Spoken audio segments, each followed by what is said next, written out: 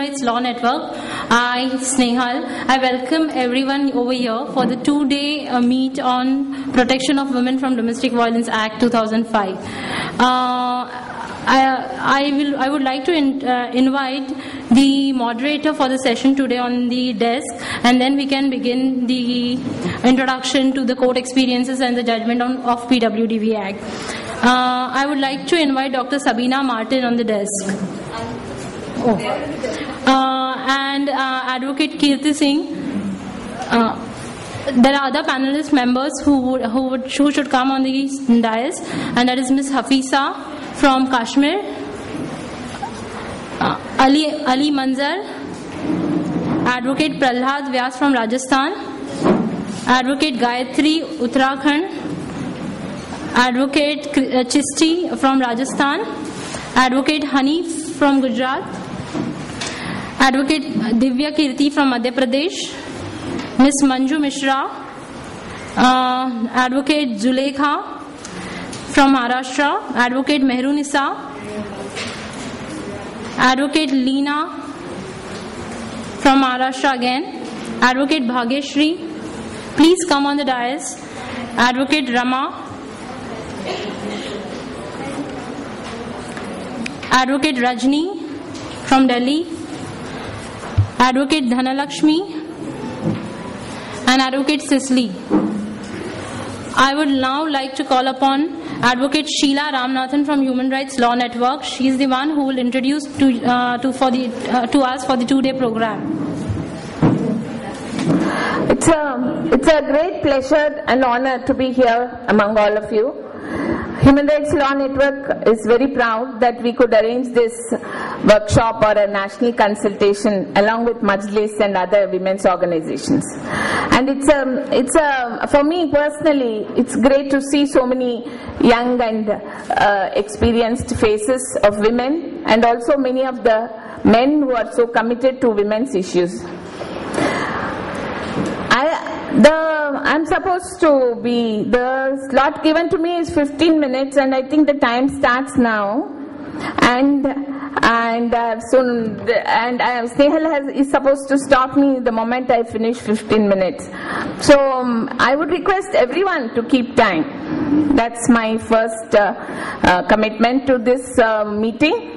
Second thing is, we are supposed to talk and discuss and have threadbare, discuss the contradictions and the good judgments, the bad judgments, and how we can go forward. What are the blocks we have in administration, and what are the blocks we have with the patriarchal system, and what kind of specific, problems faced in a particular state. When you see the program, you would be surprised to see that almost everybody has got a slot to present about their state, and Maharashtra has many slots. Let's be sure that we don't repeat what is being said. I would request that if the problem is the same, I would request you people to say what is special in what are the special things or special successes in your state, or in the cases which you have dealt, and kind of feedback you got about the act. Apart from that, I would say that we have very, very learned speakers here. We have Colin Gonsalves, who is the founder director of Human Rights Law Network. He is going to speak on the international law. That will be after tea. We have Gayatri Singh, who is a famous advocate on labor law, and she will be also sharing her experiences, and who has been working with women and activism for long. We have, of course, Flavia Agnes, whom we look upon as a women's rights activist, who is also a lawyer, and for whom we all hold great respect and admiration. We have Kirti Singh, who is a Supreme Court lawyer who is to come, who will be coming shortly. We have Dr. Sabina Martin. She's come all the way from Goa to share her experiences in Goa. We have this concept that Goa women are very modern, at least we people, some of us, that they do not face violence in family. And of course, she will tell us about other things which Goa women face. And then we have Maria Lewis from Kerala, for whom I hold great admiration and respect, who will talk on domestic violence, for whom I have great affection. She will talk, she'll give insight into the act. And then we have Hafiza Muzaffar from Kashmir all the way, and who will tell us a little bit about Muslim law. I have told her not to worry about the time, because on Muslim law many of us are in great ignorance. Though, so she will, though the act has not come in Jammu and Kashmir, still she will share some of the concerns on Muslim law and on women and on Jammu and Kashmir. And then we have senior advocates from Majlis like Nirmala and Pooja. And I hope I have not left out. We have Shailaja from Ahmedabad, who is also working on women's issue and other issues. And I am very proud to say that human rights law, and Tripti Shah, she will be coming tomorrow. Tripti Shah is also a women's rights activist. And Smita Ganeshpure, Asim Sarode, Asim was with us before and now he has joined Majlis. And so I would say that it is going to be, and all of you, I don't know all of you personally, we have people from Vimochana. Vimochana has been working on women's rights from long. So I am very proud. I am very, very proud and very excited about this meeting, because it's going to open up a lot of issues. The Domestic Violence Act as such is an act of contradictions.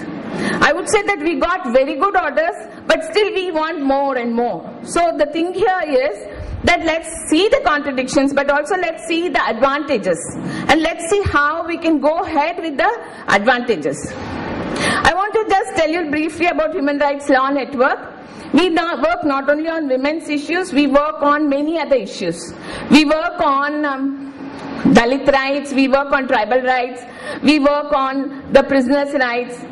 And like usually any women's law comes in, we say that the law, usually the media and the people, the men, many of them say that women misuse the law. About 498A also. आप लोग को मालूम होगा कि कभी भी कोई भी औरत लोग के लिए कुछ भी कानून आती है तो क्या बोलते हैं लोग कि ये कानून औरत लोग मिसयूज करेंगे, ये कानून से गलत इस्तेमाल करेंगे, है ना? ये बात तो आप लोग सुना होगा, नहीं सुना है कि नहीं? क्यों? अगर कानून मिसयूज होता है तो आप लोग जब भी when we go to jail we find Indian Penal Code misused, draconian laws misused. Usually what is, then we should take away all laws. Only when it comes to Dalit rights or when it comes to women's rights, they talk about misuse, or they talk that wrong people have been, punished. And this law doesn't punish actually. It doesn't punish, it is more into conciliation. And the concepts are many. The concept of matrimonial home, some people, there are contradictions about whether it's a substantive law, whether rights are really given, whether matrimonial property really you get title deed or not. But we in Karnataka, we have found many cases where the woman has the right of living in the matrimonial home is continued. The right has been kept. So I feel in many ways that this law has been useful to us. And about sexual violence, about marital rape, about shared household, and whether this is going to the same way as Dowry Prohibition Act. And we have advocate Mr. Prasanna Kumar, who is also from Karnataka, who has got a very good order, and I hope he will also share his order with us. And I would say that anything, how we use is important. That's why Human Rights Law Network has filed so many public interest litigation, wherein state has started in Karnataka we have acid victims. State has made policies. We have brought in policies. We have brought in schemes. So I would request you, many of you, that it will be good if all of you join Human Rights Law Network. It's exciting to see all of you and think, oh, it will be so nice if we know tomorrow we have all of you in Human Rights Law Network as working with us in full-time Human Rights Law Network people.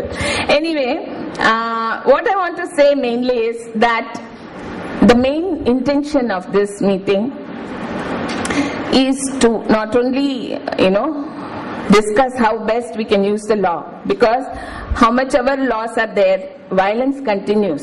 all of you will agree that there is violence. Still we have not got equal rights. Still we do not have property. Even though Hindu law says now that women have equal rights, though Constitution says women have equal rights, still the law, this law itself is also a kind of a contradiction. It says protection of women. Still we seem to need protection.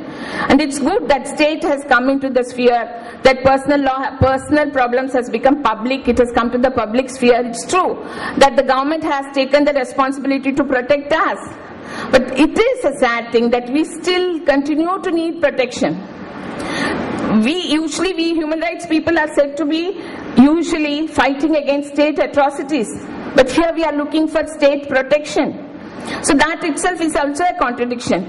So what I request is that all of you please participate fully. Though when you come to the stage you keep up the time, you see that you confine to the time given to you.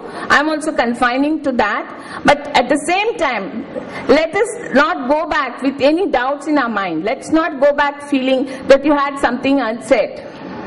So that's all I request. And I welcome all of you and thank you so much for coming. Thank you.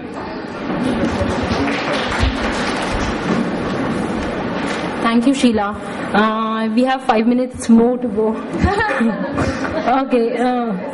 I would now like to call upon Advocate Flavia Agnes. Is she around? Advocate Flavia. Okay. So, okay, fine. So we move ahead, and it is now Provision of Protection of Women from Domestic Violence Act 2005. I would like to call upon Advocate Maria on the stage. Good morning, everybody.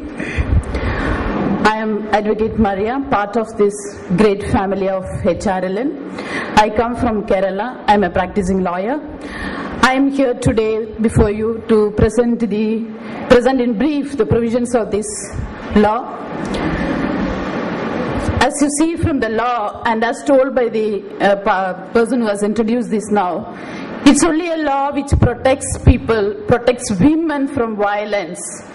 It doesn't ensure you with any other right.